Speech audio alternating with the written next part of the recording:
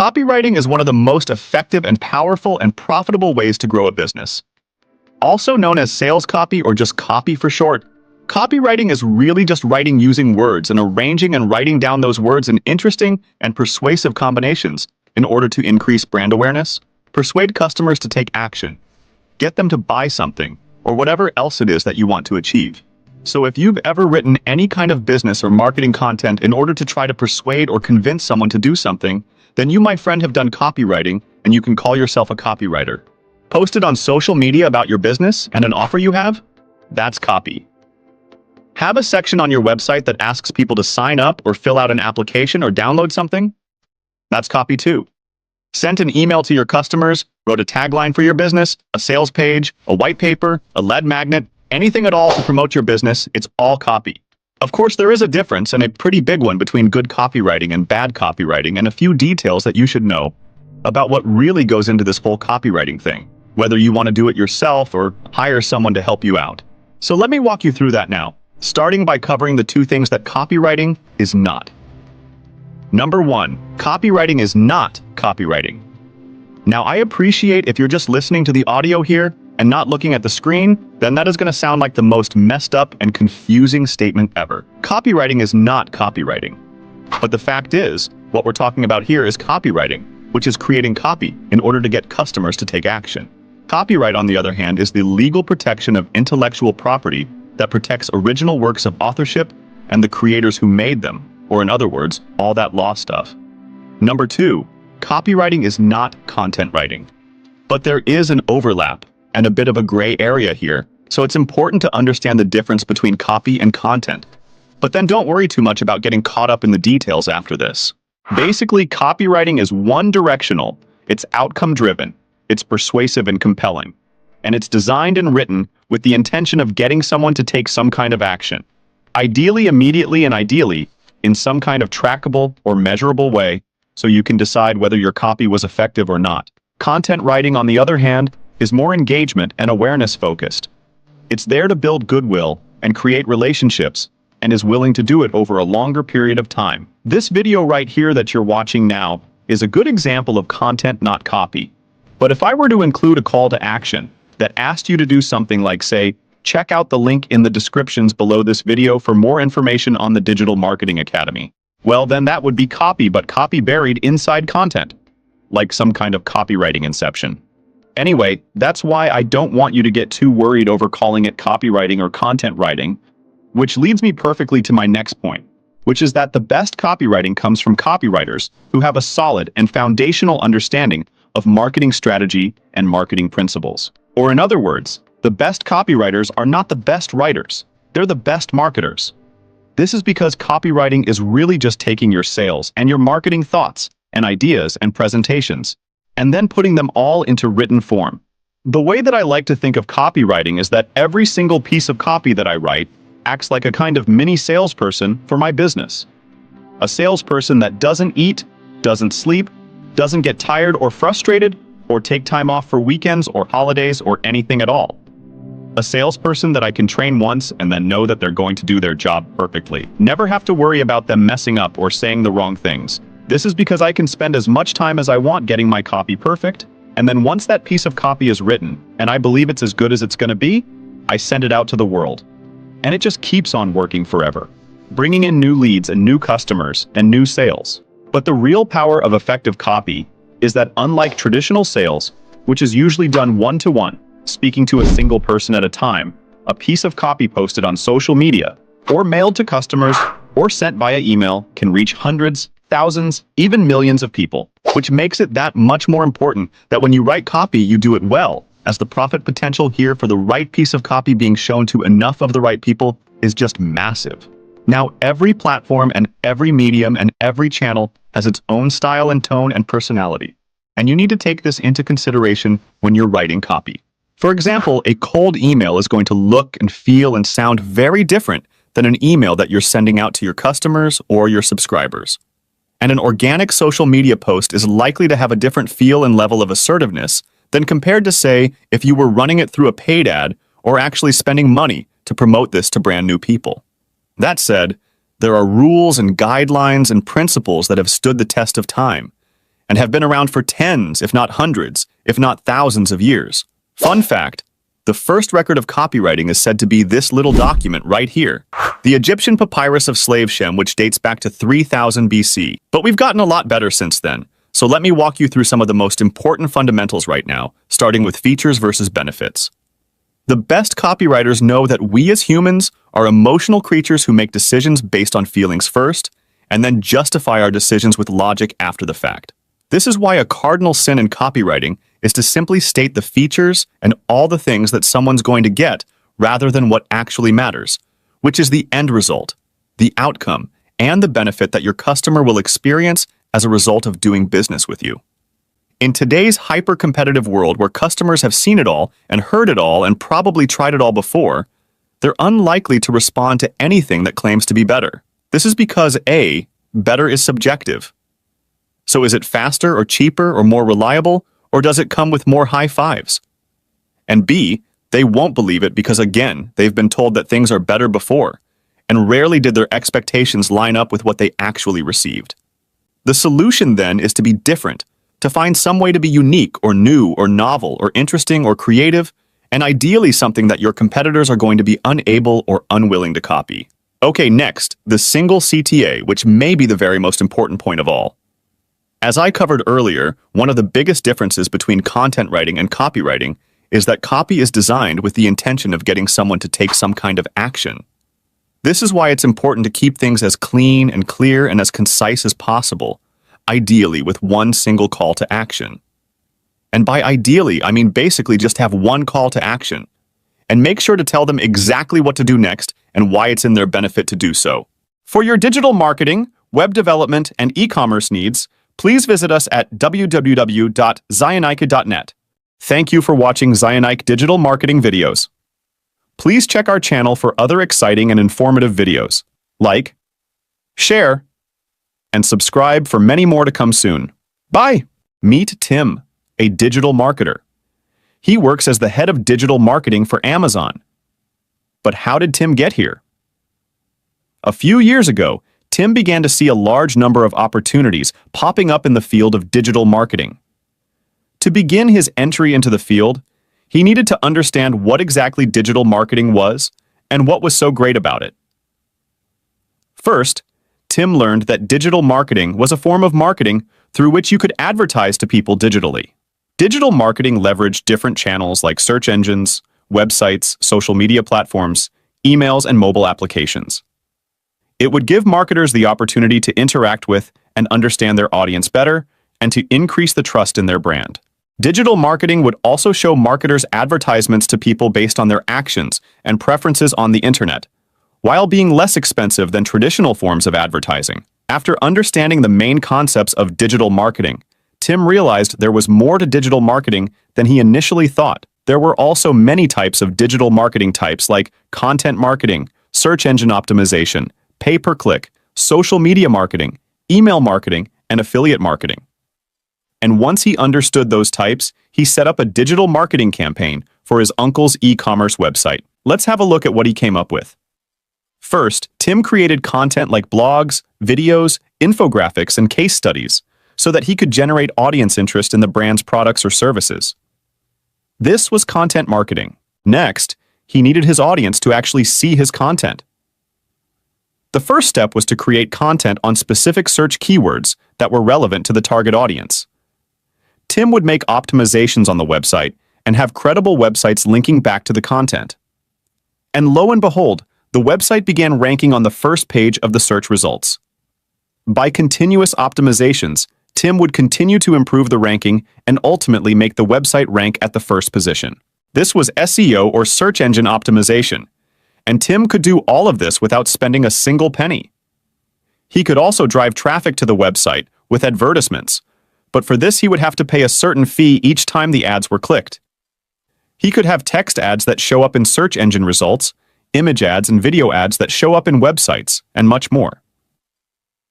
This was possible with the help of PPC or pay-per-click. However, Tim wasn't done yet. To reach a larger audience, he needed to tap into social media platforms. He would use social media platforms like LinkedIn, YouTube, Facebook, and Instagram to advertise the brand's content. He would use these platforms to advertise the brand's products or services with posts, images, videos, and more to bring out the brand's story and engage with the brand's audience, who spend a lot of time on social media, like PBC. He could use the platform to advertise the brand's products or services with text, image, and video ads, which needed to be paid for. That's social media marketing. Tim realized that a large amount of the audience weren't visiting the brand's website a second time. He needed to keep them engaged, nurture them to make sure they purchased the product. For this, he would send them emails that helped them better understand the products they visited on the website and assist them in the buying process. He would also send emails to advertise his products or services to potential customers. That is with email marketing. And finally, although Tim was able to grow the brand's funnel, he wanted more traffic from third-party websites. This could be achieved with affiliate marketing. Affiliates would promote the brand or product to their audiences for a fee with the help of email sign-ups, registrations, conversions, subscriptions, etc. After setting all of this up, Tim had the hardest part of the process to get through. Now, let's see what happens at the end of Tim's wait. Although Tim had worked really hard on each of these forms of digital marketing, he only had moderate success. That's when Tim realized he had to gain more knowledge and experience. So he decided to get certified and get ahead in his career. Needed to become an expert digital marketer. And now you know where he is. For your digital marketing, web development, and e-commerce needs, please visit us at www.zionike.net. Thank you for watching Zionike digital marketing videos. Please check our channel for other exciting and informative videos. Like, share, and subscribe for many more to come soon. Bye! Do you need a smarter, faster, and scalable logistics for your business? Don't get stuck with the high costs and restrictive rules dealing with Amazon and many other warehouses and 3PL businesses. At Zionike, we're your trusted 3PL partner, handling inventory storage, order fulfillment, shipping, and returns so you can focus on growing your business. Whether you're a booming e-commerce brand or scaling startup, our tech-driven warehouse solutions keep your supply chain running like clockwork. From tracking to seamless integrations, we make logistics simple. We offer high-quality fulfillment services you can trust, shipping speed your customers will love, growth your business deserves. Let us take the load off your back. Partner with Zionike today. Connect now. Email info@zionike.net. Website www.3plwarehouse.zionike.net. If you want more eyes on your business and more sales in your bank account, social media marketing is the way to go. In this video, let's talk about how to market your business on social media. Here's the thing. I want to let you in on a big secret. There are 3 main objectives to keep in mind with marketing your business on social media, and if you don't have this, then your strategy is broken. Then I'm going to share with you 3 proven tactics for landing clients, growing your business, getting clients that even you love to work with, and that love to pay you. What are the objectives of social media marketing? I'm so glad you asked. There's 3 of them. You ready for it? Lead generation, lead nurture, and lead conversion. If you don't have those, then your business is broken, and you're just creating content for the sake of content, and you're going to keep running on this hamster wheel, and you and your businesses are way more than that. Every single piece of content that you create to market your business on social media should be reaching and accomplishing one of these 3 or all of these 3. Lead generation, lead nurture, and lead conversion. Every single piece of content should be reverse engineering what it is that you have to sell, and how is that piece of content either generating, nurturing, or converting. Sometimes they can even be leading to all 3. For example, I might have a post where I'm telling a story about a strategy that I use that changed my life, that changed my business, that helped me to make more money. And I could say, click the link below to get access to this thing.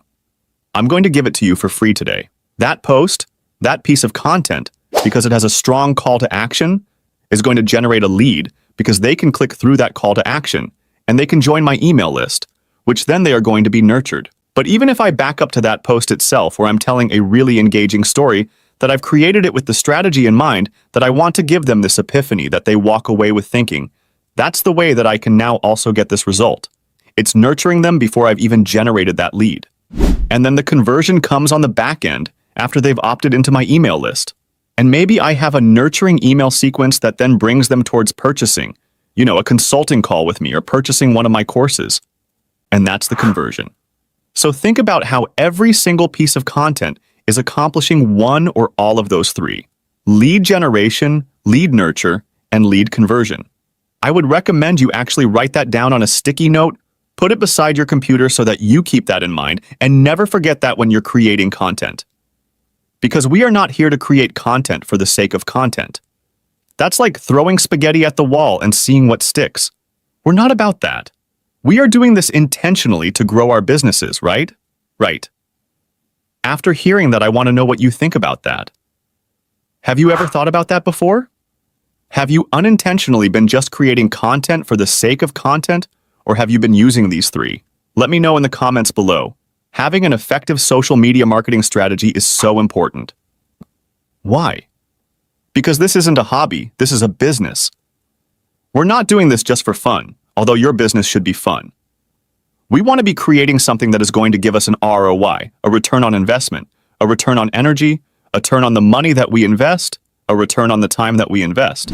Ideally, we want to be able to reach more people, and it's kind of funny when I hear people talk about, get rich quick schemes. I'm not trying to help you get rich slowly either. So when you have a strategy that's going to be the fastest path to cash, to growing your business, to reaching more people and making the impact that you want to make. And social media marketing can be one of the most effective ways because our audiences are on social media all the time. And if we know how to utilize that to reach them, to give them value, and then to lead nurture, and convert them into a customer, that's how we're going to grow. And that's how we're also going to be able to make our impact in the world by allowing them to grow in the ways that our products and services provide. So just posting, just creating content, spray and pray, putting it out, throwing spaghetti at the wall, that's not a strategy. Again, go back to lead generation, lead nurture, and lead conversion. As a new business or an existing business, these following tips are going to be really important for you to make sure that you have them in place. First of all is your branding so that people can recognize you. If I were to say to you right now, just do it, what does that make you think of? Nike, right? If I showed you these golden arches, what would that make you think of? McDonald's, right? They have these images, or they have this slogan that is recognizable all over the world. Think about how you can create your branding to be memorable for your audience, something that they resonate with, something that they get a feeling about. What do you want your business to be about, and how can you make sure that everything you put out on social media is aligned with that branding? The other piece of creating your branding is going to be the stories that you tell. So I recommend for every client that I ever work with, or for anyone that ever listens to these videos, to create a story inventory. Write that down, story inventory. What is your story? Do you have multiple stories? You have your origin story of how you came to be who you are today. What was the thing that encouraged you to grow or start this business that you have? And what are the pivotal moments along the way that taught you lessons or shaped you into who you are today? I would actually recommend having a Google Doc or a huge notebook where you just brain dump all of your stories. This might be childhood lessons. It might be experiences with your family. It might be you discovering your expertise or your skills, or what it was that encouraged you to start this business that you have today. And anytime you create a piece of content, you can go to your story inventory and share one of those stories in your content that people are going to resonate with. The reason why I urge you to tell stories in your content is because stories stand the test of time. Stories have been brought through from generations to generations. The things that carry on our culture or generations of wisdom is the stories that we tell and that we carry on. And as you tell these stories, people resonate with them. They're captivated. They move in closer. They want to hear them. Think about your favorite movies that you love to watch. You're following a storyline, you're connecting with the protagonist, the main character, you're on the edge of your seat watching them as they go through their trials and their tribulations. And by the end of the movie, why do you feel that adrenaline rush, or sometimes that serotonin or dopamine hit, that you just love this character that you've fallen in love with over the last hour and a half to 2 hours? Well, it's because you've watched their journey from start to finish. When you can share that through your content, that's going to create this undeniable connection with your audience. I see a lot of new businesses focus too much on fun facts and tidbits instead of going deep into the stories. There's nothing wrong with sharing those fun facts and those tidbits, but can you tie it into a story that people will actually stop the scroll and pay attention to? Now, before I tell you about my proven tactics to landing your dream clients through social media, make sure that you hit that subscribe button. Okay, how to land your dream clients on social media. I have 3 tactics I'm going to share with you. The first one is a strong call to action at the end of every single video. Remember when I was giving the example about lead generation? Maybe I tell this content on social media. I didn't know what that was. I didn't know that I'm supposed to tell them what to do next. I think I kind of assumed, like, well, if they like the video, maybe they'll subscribe, or maybe they'll reach out to me, maybe they'll email me. You can't assume that because they don't know that they're supposed to do that, or they don't have a reason to. You have to give them a reason to act. So having a strong call to action, telling them where to go, that's where you also get to actively pursue that relationship. It's like being on a date with somebody. If you were on a date and you wanted to have that second date, I mean, sure, you can play hard to get, but they might also be thinking, did that even go well? Do they like me? Should this go anywhere? And then what if that's like a misconnection? Instead, just ask for the second date. Ask them to take action. Click the link below, join your email list, and continue that relationship. The next concept that I love to share is know, like trust. Your audience, to be able to take that action, needs to know you, like you, and trust you. And I use this dating analogy to create that image for you, that you're not just going right in for the proposal, you're nurturing your audience through this valuable content, so that when you do have that call to action, it's a no-brainer, because they know you, they like you, they trust you. And the way we do that is through the third tactic that I like to call the 80-20 rule. Now, this can be 80% and 20% in one piece of content, or it can be 80-20 in your whole content structure.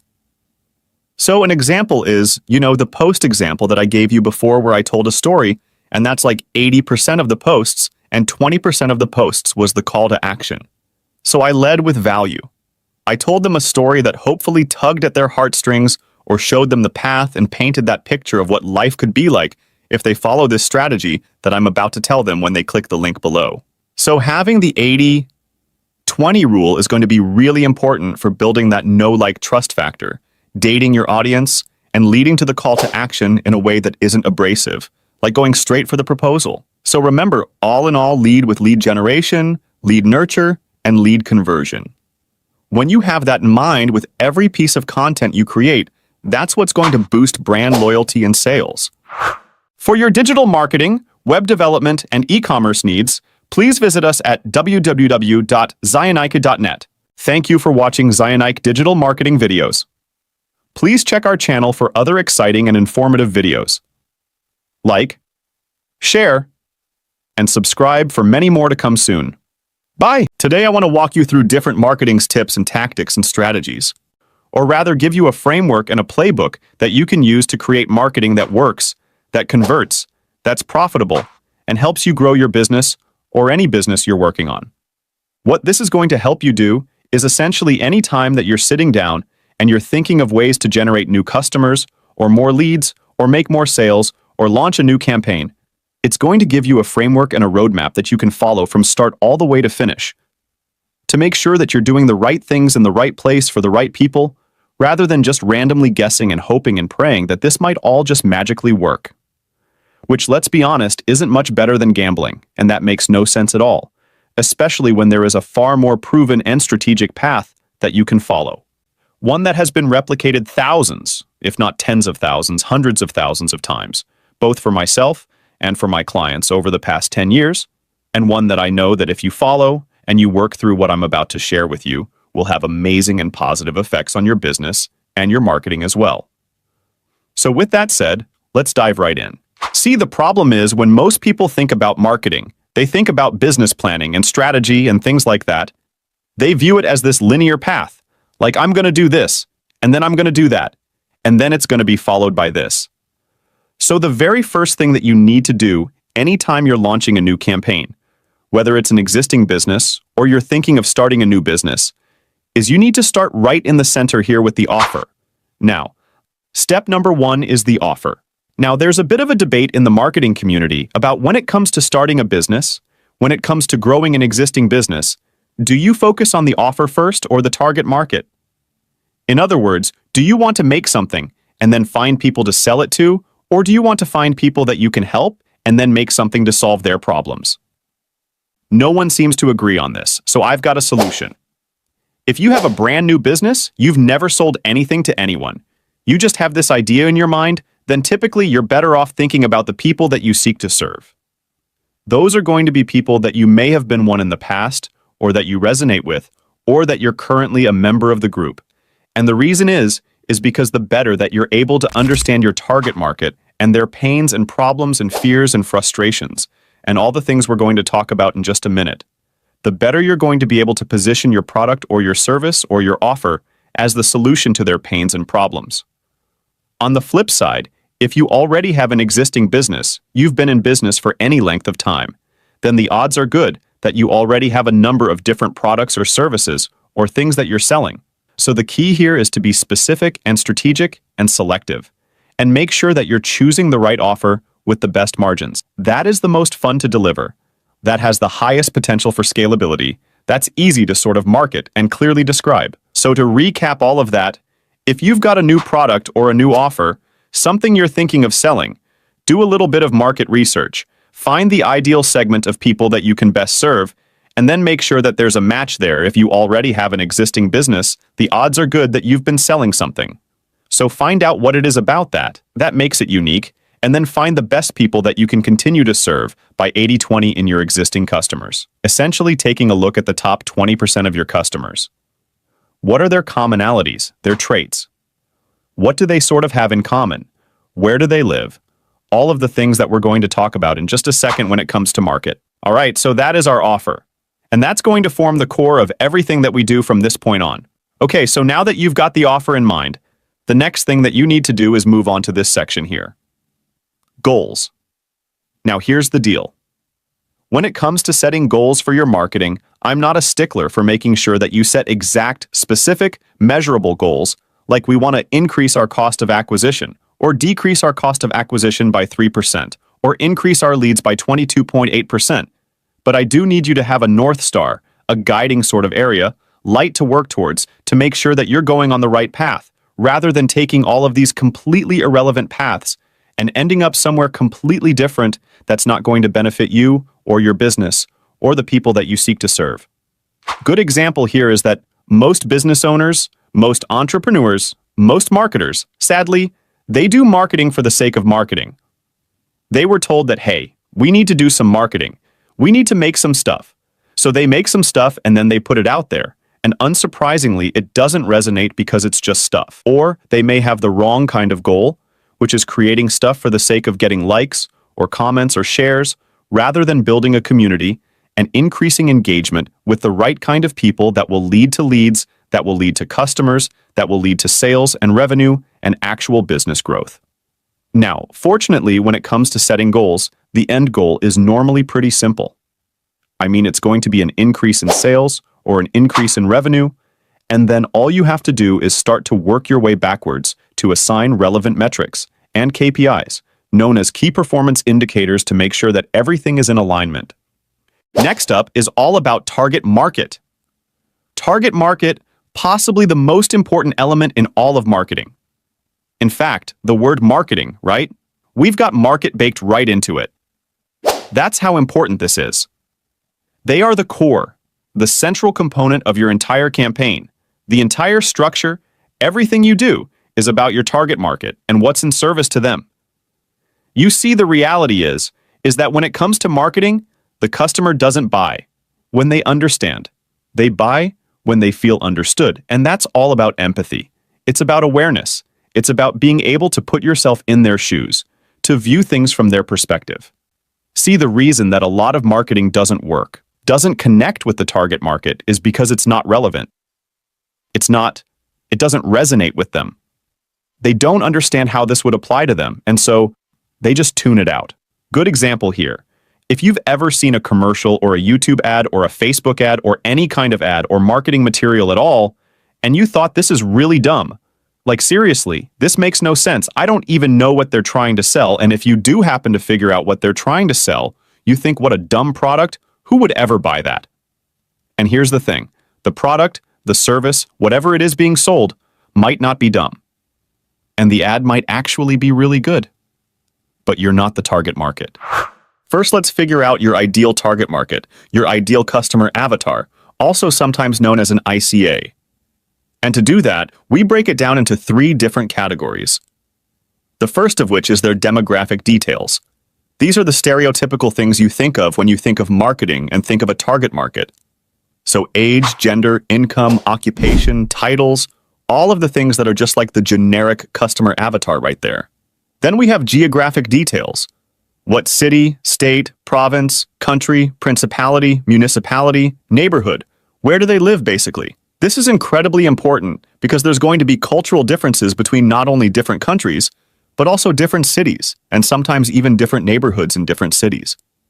And then, of course, you have the mother of all the psychographic details. What are their values, their attitudes, their lifestyles, their beliefs? What organizations are they a part of? Religious affiliations, political leanings, all of that stuff. All of the things that are not polite to talk about around the dinner table, those are the things that you want to know. You want to get into their head and you want to know kind of like, what do they really think about these things that we're not supposed to talk about? Now, I'm not suggesting you make all of your ads and all of your marketing directly call this stuff out, but it still is important to keep in the back of your mind when you're creating your marketing materials. What are these people going to like? What are they not going to like? What are they going to find offensive and what is going to be polarizing, but in a good way that's going to draw them in and really reject and repel everybody else that you just don't want to deal with? After target market, well, of course, we have to drill down into those psychographic details even more. And to do that, we're going to sort of break apart their miracles and miseries. Now, miracles and miseries are things that I've coined that essentially make up the 2 different areas of your target market. Their miseries being their fears and problems and pains and frustrations and nightmares, and all the things they're trying to get away from, and their miracles being all of their wants and dreams and goals and desires and aspirations and all the things that they're trying to move towards every person, every target market. Every business has a way to appeal to someone's miseries as well as to their miracles. For your digital marketing, web development, and e-commerce needs, please visit us at www.zionike.net. Thank you for watching Zionike digital marketing videos. Please check our channel for other exciting and informative videos. Like, share, and subscribe for many more to come soon. Bye! Today I want to walk you through different marketing tips and tactics and strategies. Or rather give you a framework and a playbook that you can use to create marketing that works, that converts, that's profitable, and helps you grow your business or any business you're working on. What this is going to help you do is essentially any time that you're sitting down and you're thinking of ways to generate new customers or more leads or make more sales or launch a new campaign, it's going to give you a framework and a roadmap that you can follow from start all the way to finish to make sure that you're doing the right things in the right place for the right people, rather than just randomly guessing and hoping and praying that this might all just magically work. Which, let's be honest, isn't much better than gambling, and that makes no sense at all, especially when there is a far more proven and strategic path that you can follow. One that has been replicated thousands, if not tens of thousands, hundreds of thousands of times, both for myself and for my clients over the past 10 years, and one that I know that if you follow and you work through what I'm about to share with you, will have amazing and positive effects on your business and your marketing as well. So with that said, let's dive right in. See, the problem is when most people think about marketing, they think about business planning and strategy and things like that. They view it as this linear path, like I'm going to do this, and then I'm going to do that, and then it's going to be followed by this. So the very first thing that you need to do anytime you're launching a new campaign, whether it's an existing business or you're thinking of starting a new business, is you need to start right in the center here with the offer. Now, step number 1 is the offer. Now, there's a bit of a debate in the marketing community about when it comes to starting a business, when it comes to growing an existing business, do you focus on the offer first or the target market? In other words, do you want to make something and then find people to sell it to, or do you want to find people that you can help and then make something to solve their problems? No one seems to agree on this, so I've got a solution. If you have a brand new business, you've never sold anything to anyone. You just have this idea in your mind, then typically you're better off thinking about the people that you seek to serve. Those are going to be people that you may have been one in the past, or that you resonate with, or that you're currently a member of the group. And the reason is because the better that you're able to understand your target market and their pains and problems and fears and frustrations, and all the things we're going to talk about in just a minute, the better you're going to be able to position your product or your service or your offer as the solution to their pains and problems. On the flip side, if you already have an existing business, you've been in business for any length of time, then the odds are good that you already have a number of different products or services or things that you're selling. So the key here is to be specific and strategic and selective, and make sure that you're choosing the right offer with the best margins. That is the most fun to deliver. That has the highest potential for scalability. That's easy to sort of market and clearly describe. So to recap all of that, if you've got a new product or a new offer, something you're thinking of selling, do a little bit of market research, find the ideal segment of people that you can best serve, and then make sure that there's a match there. If you already have an existing business, the odds are good that you've been selling something. So find out what it is about that makes it unique, and then find the best people that you can continue to serve by 80-20 in your existing customers. Essentially taking a look at the top 20% of your customers. What are their commonalities, their traits? What do they sort of have in common? Where do they live? All of the things that we're going to talk about in just a second when it comes to market. All right, so that is our offer. And that's going to form the core of everything that we do from this point on. Okay, so now that you've got the offer in mind, the next thing that you need to do is move on to this section here. Goals. Now here's the deal. When it comes to setting goals for your marketing, I'm not a stickler for making sure that you set exact, specific, measurable goals, like we want to increase our cost of acquisition, or decrease our cost of acquisition by 3%, or increase our leads by 22.8%. But I do need you to have a North Star, a guiding sort of area, light to work towards, to make sure that you're going on the right path, rather than taking all of these completely irrelevant paths and ending up somewhere completely different that's not going to benefit you or your business or the people that you seek to serve. Good example here is that most business owners, most entrepreneurs, most marketers, sadly, they do marketing for the sake of marketing. They were told that, hey, we need to do some marketing. We need to make some stuff.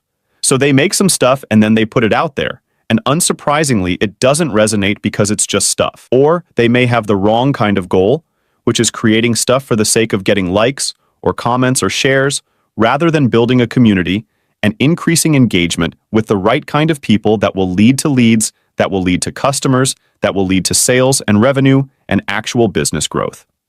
Now, fortunately, when it comes to setting goals, the end goal is normally pretty simple.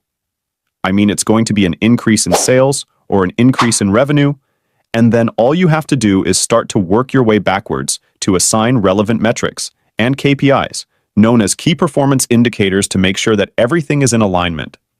Next up is all about target market.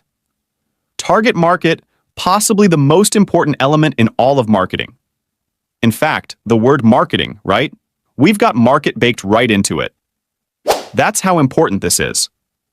They are the core, the central component of your entire campaign. The entire structure, everything you do, is about your target market and what's in service to them.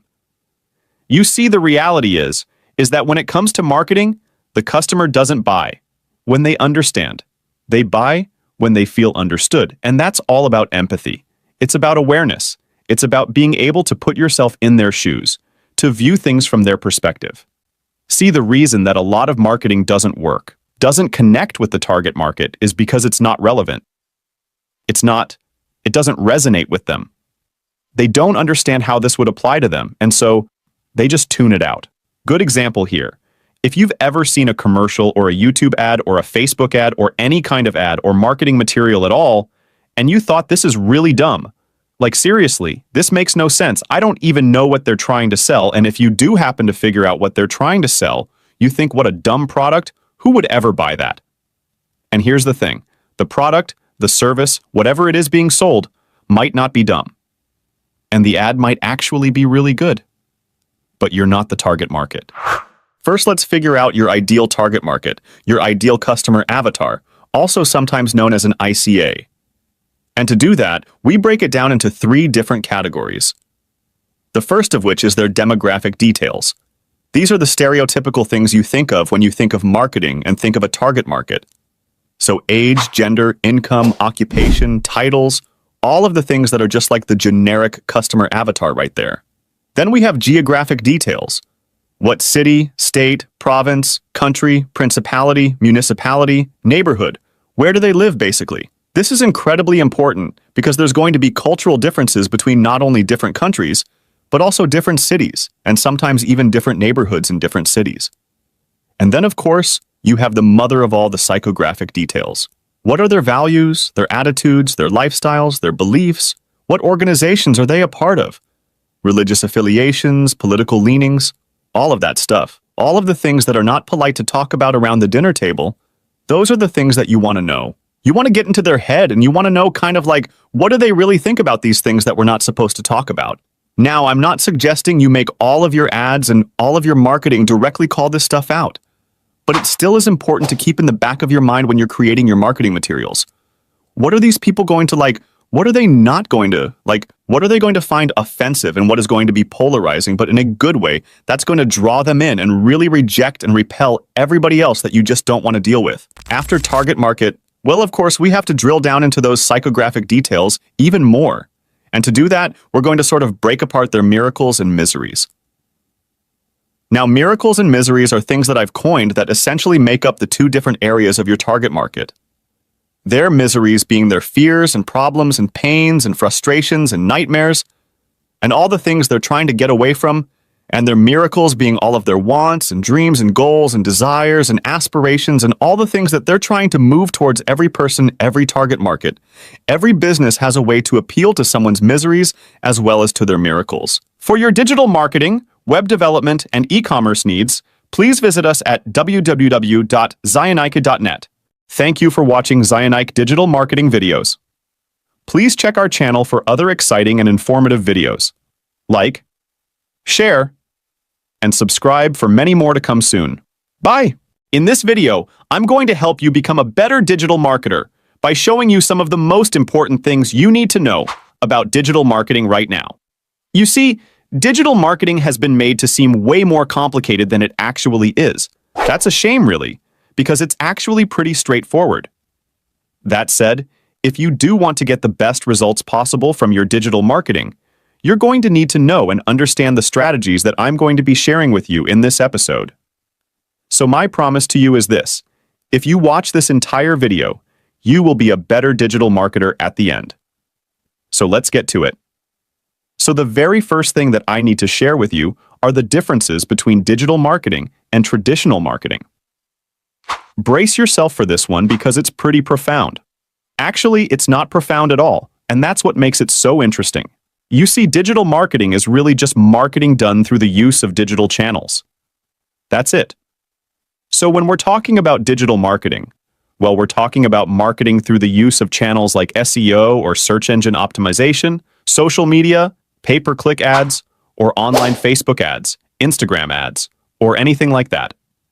Not to mention email marketing or website optimization or anything that really takes place online or through the use of digital media. You can contrast this with traditional marketing using traditional media, things like TV or the radio or newspapers or magazines or billboards. Basically, anything not digital. Now here's the deal. Traditional marketing and traditional advertising and everything that goes into it, well, it still works.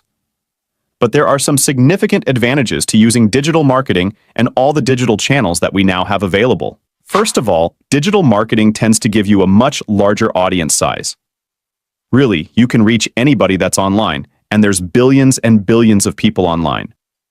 Next is audience targeting, because not only are you able to reach these billions of people, well, you don't want to reach all of them because all of them are not going to be the perfect fit for your business. Rather, you can be laser-focused and selective on only the most ideal and perfect people that you want to target.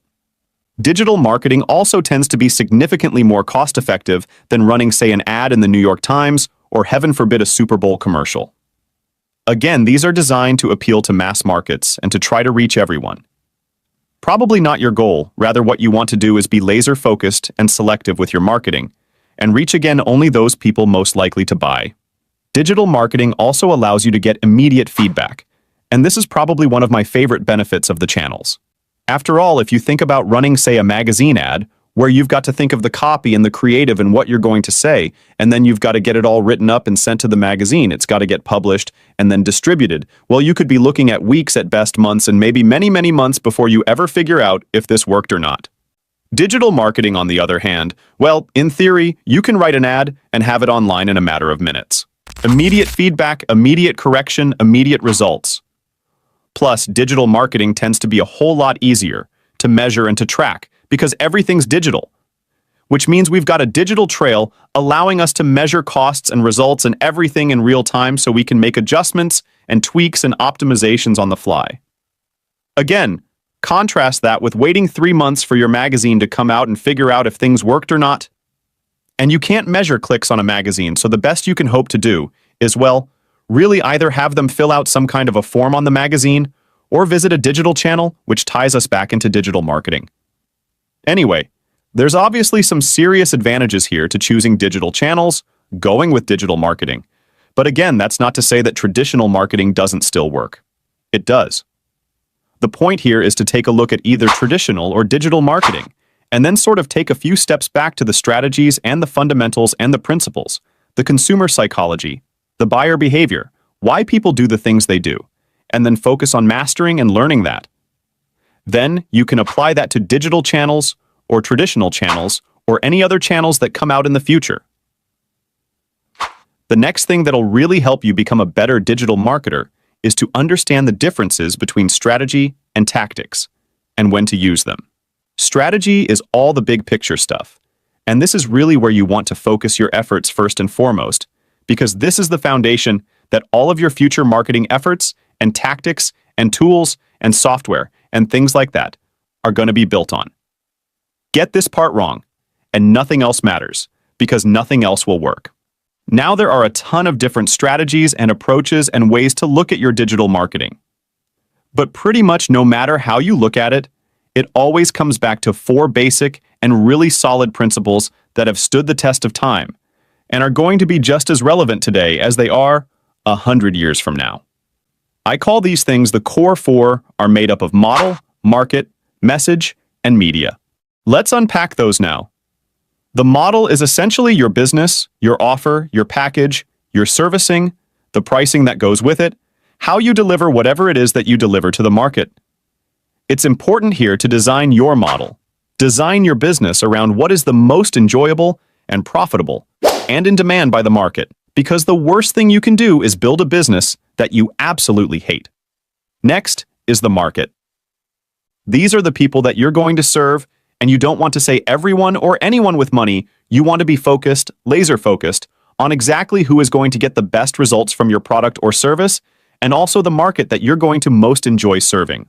In marketing, we call this an ideal customer avatar, or an ideal client avatar, and it's made up of demographic details like age, gender, income, occupation, geographic details like what city or state or province or country they live in, and psychographic details like what are their values, their attitudes, and their lifestyles. Next is your message, and here's where you're going to clarify and connect with your ideal target market by speaking directly to them about their pains and their problems and their frustrations, and how your business is uniquely positioned to help solve that for them. Telling stories about previous customers and previous client results is an incredibly effective way to do this, as are getting testimonials directly from them and running case studies proving that you know what you're talking about and have done what you say you're going to do. I think that made sense. The point here is that to craft truly effective messages, well, you've got to understand who your market is and what really makes them up, and what makes them do the things they do. So a little bit of market research and having a few chats with your customers never hurts. And the fourth part of the core 4, and again the center of that hub and spoke model of marketing, is all about media. This is where you're going to go, where you're going to do your marketing, which digital channels you're going to choose. Most businesses do this completely backwards. They start with the media by hearing a great thing about Facebook ads or YouTube marketing, maybe starting a podcast, and then they just rush in there forgetting all about the message and the market and the model. So unsurprisingly, well, they're building their business and they're building their marketing on a pretty sketchy foundation. This is going to save you a ton of time and money and headache and wasted energy by spreading yourself too thin on channels that simply aren't going to deliver results. A tactical question would be, what's the best time to post on social media? A strategic question would be, which social media platform should we be on? That's the difference. All right, the next thing that you need to know about digital marketing is the difference between organic and paid. So let's start with organic. Organic content and organic digital marketing is essentially anything that you create for free. So anytime that you make a post on Facebook or an Instagram story or a YouTube video or anything like that, and you're not paying money to have it promoted, you're creating organic content.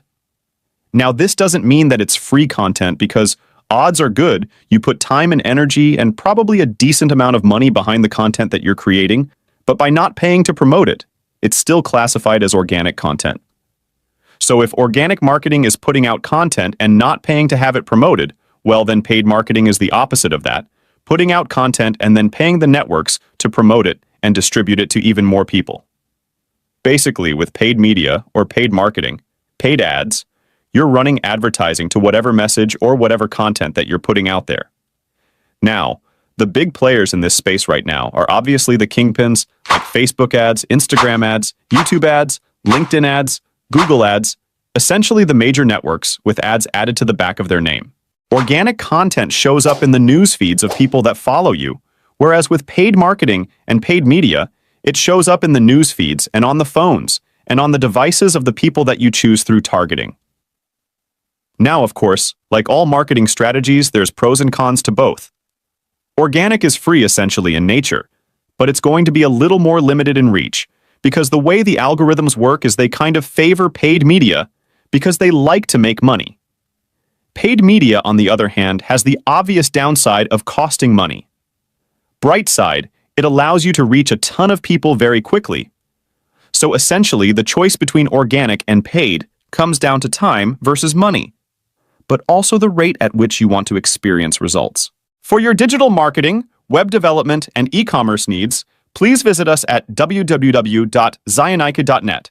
Thank you for watching Zionike digital marketing videos. Please check our channel for other exciting and informative videos. Like, share, and subscribe for many more to come soon. Bye!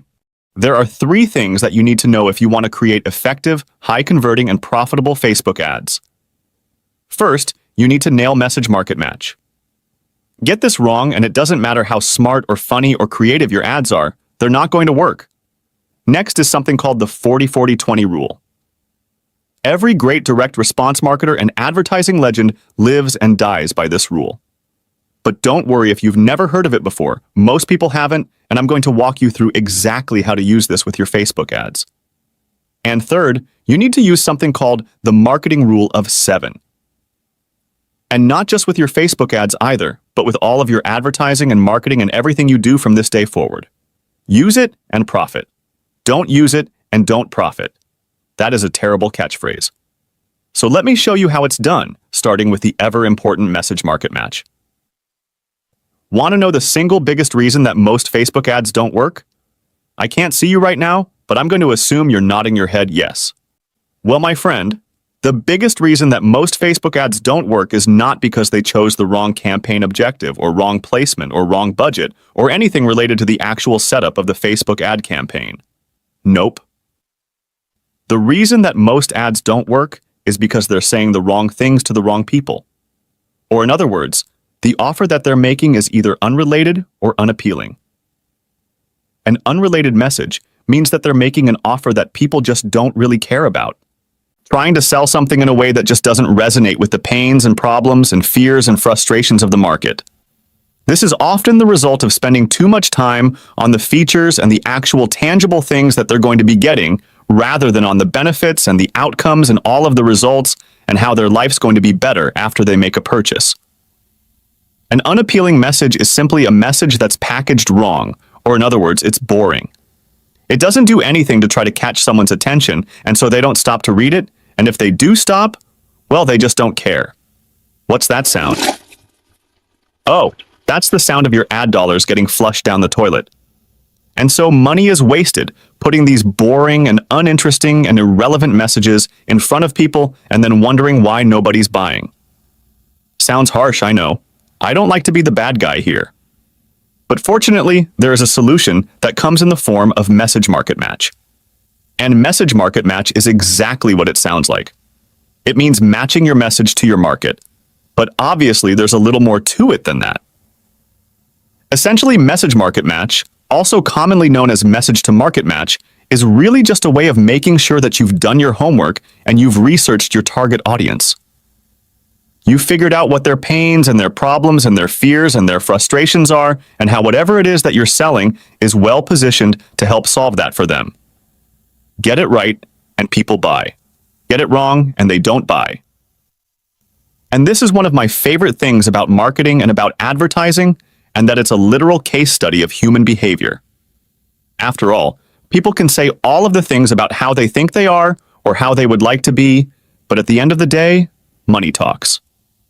And what people choose to buy and how they spend their time are two of the most powerful indicators that really show what someone values. So if your ads aren't working and people aren't clicking on them or signing up or buying or anything like that, well, it's simply because they don't see the value in what you're offering. So it's your job as the marketer, as the advertiser, to try to show them that value. And the best way to do this isn't by shoving it down their throats, but rather to show them that you understand where they're coming from. You understand their problems, and you possibly have a solution they may be interested in. I wish I could remember who told me this quote, so I could give them due credit. But one of my favorite sayings is that customers don't buy when they understand. They buy when they feel understood. Okay, next I'm going to give you the secret sauce, and those special ingredients that really separates the amateurs from the pros when it comes to creating high-converting and profitable Facebook ads. The 40-40-20 rule shows the breakdown of the three main elements that are responsible for your ad success. 40% to your market, 40% to your offer, and 20% to your copy. So let me unpack those for you now. 40% of the success of your advertising campaign is going to come down to your market, your understanding of them, and your ability to identify and locate them, and make sure that you're putting the right message directly in front of them.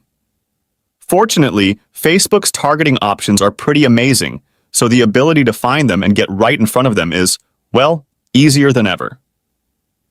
As for coming up with the right message, the right hook, the right angle, and the right irresistible offer, and how those all fit together, well, that's where you're going to need to do a little bit of heavy lifting. The next 40% of this equation comes down to your offer. So what are you offering? And is it irresistible enough to get them to pay attention? Is it relevant enough that they're going to be interested and want to click, want to read more, ultimately want to buy? And the last 20% is your copy and your creative. This is essentially the words that you use, the images, the video, if you're running a video ad, all of the design and the way that you structure things as well as the words that you say. As a general rule, the more competitive your market is, the more persuasive and influential and more heavy-hitting your copy is going to need to be. But there is another thing you can do. No, must do if you want to turn your campaigns into real winners. And that is to leverage the power of the marketing rule of 7. First, some history. The marketing rule of 7 was first introduced by the movie industry back in the 1930s, when studio bosses discovered that it took around 7 touchpoints or interactions with a potential customer in order to get them to see a movie. This then became kind of a rule in marketing that if you wanted a product or service or business to succeed, you needed to make sure that your prospect heard your advertising message at least 7 times before expecting them to take any kind of action. And I like this rule for 2 reasons. First, because it resets someone's expectations when it comes to advertising. After all, one of the most frustrating, albeit completely understandable parts of advertising is when I hear a newbie advertiser complain about the results they're getting, or rather, the lack of results they're getting from their campaigns. But more often than not, and upon closer inspection, it's usually because they've only been running these ads for a couple days or only spent a few dollars on them. Now, do you know whose fault this is? I'll tell you. It's all those internet marketing hucksters from the early 2000s who oversold people on these get-rich-quick schemes, and how they could make $1 million overnight with no work required. But that's not a real thing. In the real world, think of one other investment where you could put in $1 and get back 10 or 100 or 1,000 or more. I mean, people would look at you like you're crazy, but with advertising, these are possible. Not right away, not for everyone, but they do happen. But when you're first getting started, a little bit of patience and a little bit of understanding and maybe even a little bit of humility are going to go a long way, because advertising is a skill.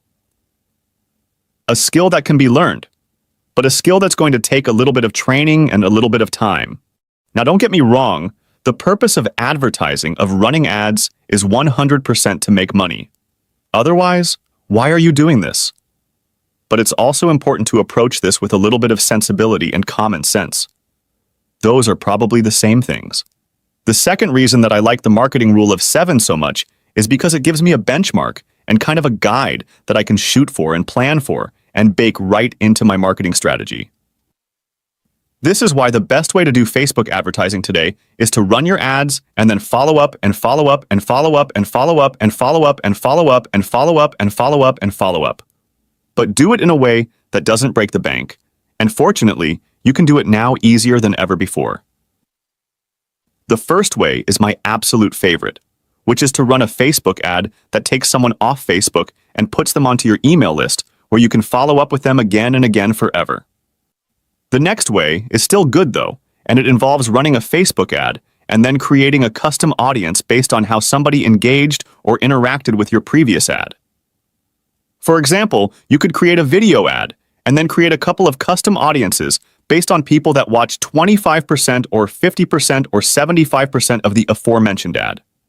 You can then follow up with those people through a second ad, which is going to be more cost-effective because you're going to be advertising to a smaller audience.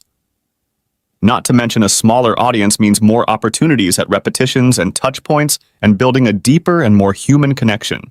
For your digital marketing, web development, and e-commerce needs, please visit us at www.zionike.net. Thank you for watching Zionike digital marketing videos. Please check our channel for other exciting and informative videos. Like, share, and subscribe for many more to come soon. Bye! In this video, I'm going to give you some of my best social media marketing tips to help you get more reach, more engagement, and more sales from your social media. And I'll walk you through, step by step, a social media marketing strategy that's working better than anything else right now. And it all starts by first understanding that things have changed and they're never going back. So, if you've been trying to use social media to grow your business, get more customers, or build up an audience, and you're not getting the results you were hoping for, I've got good news. It's not your fault. It's just that there have been a lot of very big changes to the different social media algorithms and how the platforms decide and prioritize what content gets promoted and shown, and most importantly of all, how all of this is impacting your current and potential social media audience. So the secret then to solving this once and for all first starts with understanding the importance of marketing strategy. Number 1, niche marketing. So this is where niche marketing comes in, a significantly better approach for pretty much every single business out there. What niche marketing does is identify a smaller segment within the much larger mass market, a segment or niche that has its own specific set of needs or wants or desires or whatever. And by going after a small segment of the market, you can get a lot more bang for your marketing buck, because now you can tailor your message to the exact people that you're trying to reach. For example, if you're selling toothpaste, well, the mass market approach would be to go after everyone in the world that has teeth. For easy math here, let's say we have 8 billion people in the world, and we'll just say that they all have teeth. Well, that's a lot of people. So this is where you would start to niche down to find segments of the market that would be most interested in the kind of toothpaste that you want to make. Like toothpaste for sensitive teeth, or whitening toothpaste, or pickle-flavored toothpaste. Which, yes, is very much a thing, and is proof that you absolutely can niche down in probably a whole lot more than you thought. Alright, so now that we've got that covered, the next thing then is, how do you properly pronounce niche anyway? After all, you may have heard it called niche, like I've said throughout this video, but maybe also niche or niche. Number 2, quality content. Quality content on a consistent basis is one of the biggest keys to success in marketing, but it's the end point, not the start. Quality content isn't something that just happens right out of the gate. It takes practice and engaging with your audience and slowly building up your content creation skills. And so, the advice to focus on creating the highest quality content you possibly can often causes people to give up before they even get going, to agonize over their content, and to too harshly judge their own creations. And in the end, well, this basically leads to them never doing anything for fear how they or how their content might be perceived. But the reality is that in this hyper-competitive market, more really is better. Different is better, and better may not actually be better. Because quality is subjective, so what looks terrible to you might look amazing to someone else, and probably does. So if you're currently putting out one video a month, try to make it weekly. If you're sending out a weekly marketing email, try 3 times a week, or maybe even daily. And if you're putting out daily Instagram content, well, you could try twice a day, dare I say 3 times a day. Anyway, here are 4 things that will help you do that. First, just use your phone camera. You probably have it with you all day, every day, so you might as well get creating. Next, you could invest in a marketing-specific video camera, something that you carry with you, and you know it's time to record content when that bad boy comes out. Plus, there's always good old-fashioned pen and paper. I talked about this being one of the most important things that Richard Branson, who now owns more than 400 different companies, carries with him all the time. You see, it's competitive out there, my friend. So the key is to do your best, and do it as often as you can without going crazy in the process. That's the game. That's the fun. All right, next up, we need to talk about what truly is the best marketing tool, media, strategy, or tactic available to you right now: video. So let's dive into that one now. Talking about video marketing as one of the most important marketing strategies right now almost feels kind of obvious, but it needs to be said anyway, as most people still aren't putting enough time and money and energy towards video. And video really is the future and the present.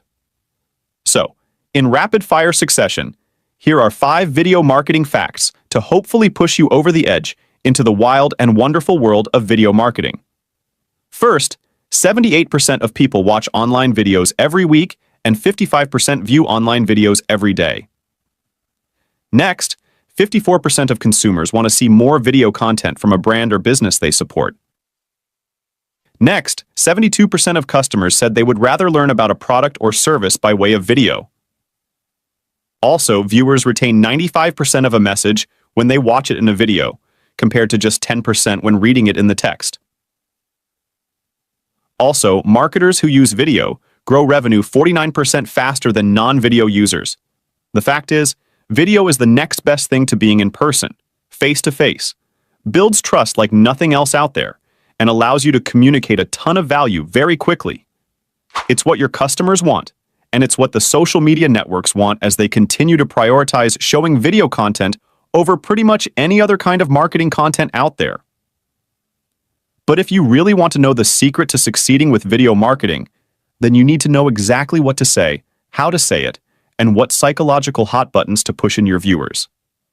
And that's why the next thing you're going to want to do is check out the logical marketing tactics that you can use right now in order to start getting more clicks, more engagement, and more sales from everything you post.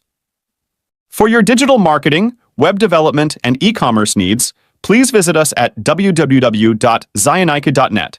Thank you for watching Zionike digital marketing videos. Please check our channel for other exciting and informative videos. Like, share, and subscribe for many more to come soon. Bye! This channel makes around $30,000 every single month.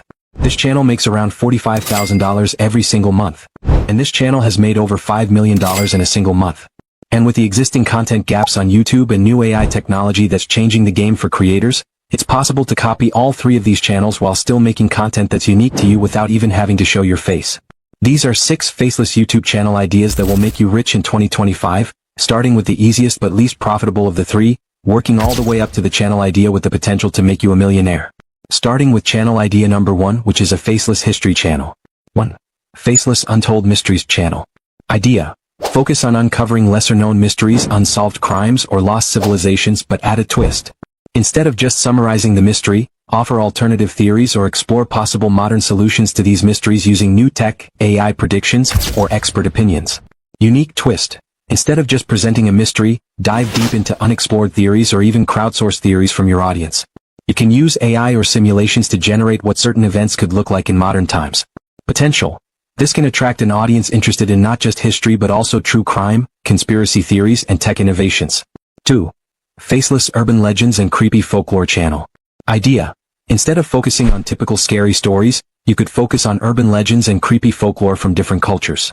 These could range from well-known legends, e.g. Bloody Mary, to more obscure ones from around the world. Unique twist. Each video could explore the cultural origins of these stories, how they've evolved over time, and how they're interpreted in different places. You could also use AI to reimagine these legends in modern settings, making them feel like contemporary horror tales. Potential. The growing interest in global horror and unexplored tales will hook a wider audience. 3. Faceless Science Fiction Scenarios channel. Idea.